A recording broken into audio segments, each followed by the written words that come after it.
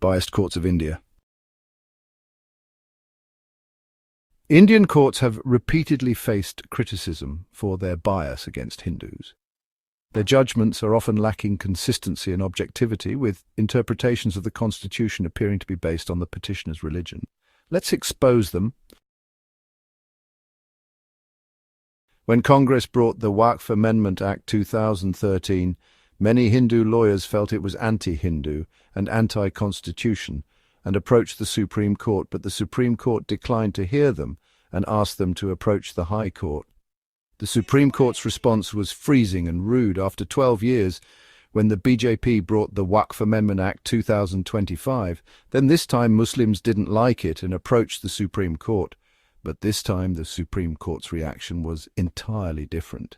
This time the Supreme Court didn't ask them to go to the High Court and started hearing on an urgent basis. That's perceived as a double standard of the Supreme Court. Waqf Board is notorious for grabbing lands of Hindus, and there is no one to listen to the Hindu side in the Waqf Board since all their members are Muslim. So the Modi government brought a provision of 2 non-Muslims in the Waqf Board to listen to the Hindu side, since Hindus are victims.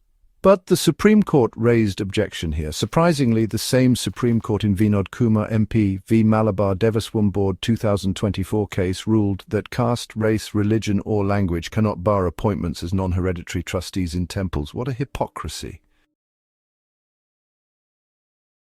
The court's questioning of the centre on whether Muslims could serve on Hindu endowment boards is seen by some as deflecting from Hindu grievances about Waqf overreach. A post on X claimed that the court's queries imply a bias, as Waqf properties allegedly encroach on non-Muslim lands, including the new Parliament complex. New Waqf Amendment Act removed the Waqf by user clause, which says that any land which is used for an Islamic purpose is land of Allah. The Supreme Court said that how will the Muslim side bring documents of 500-year-old mosques and mejars? So if they are using any place for prayer, then that place should be considered a Muslim's place, and the government should not ask for documents, even on documents that the land belongs to someone else.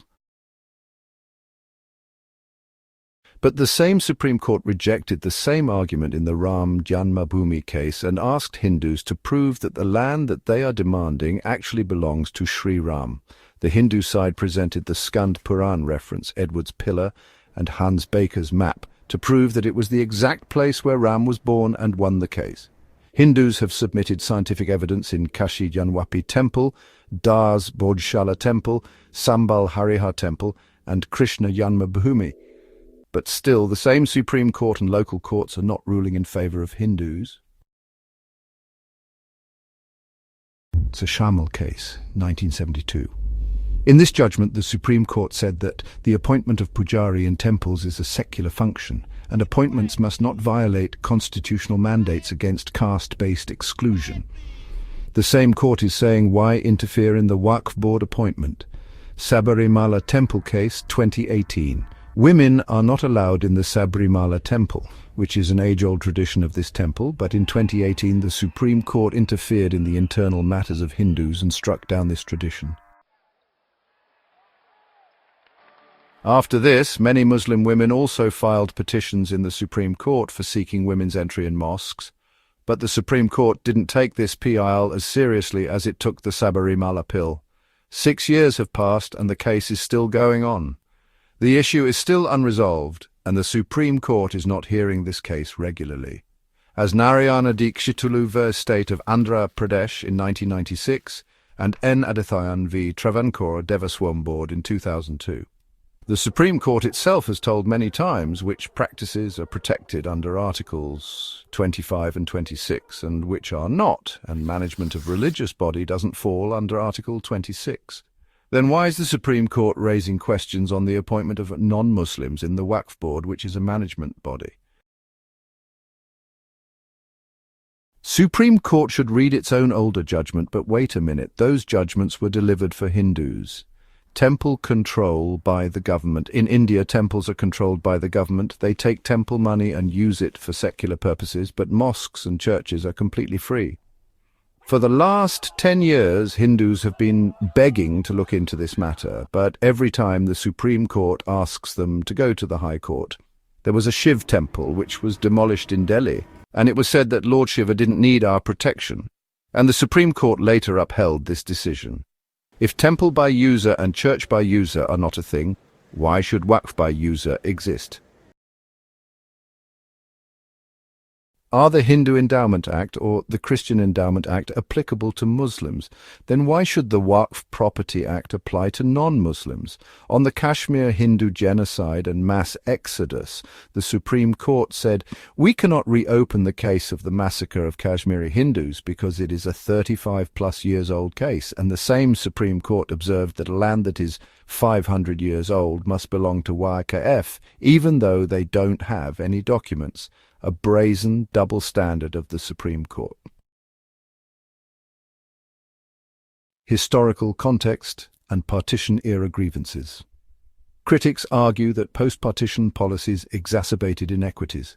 Hindu refugees from Pakistan were not adequately compensated with enemy properties, lands left by Muslims who migrated to Pakistan, while Waqf boards reportedly received such lands. For instance, in 1984, Rajiv Gandhi allegedly transferred lands in Haryana and Punjab to Waqf boards, disregarding Hindu refugee claims. This historical precedent fuels allegations that the legal system has systematically favored Muslim institutions.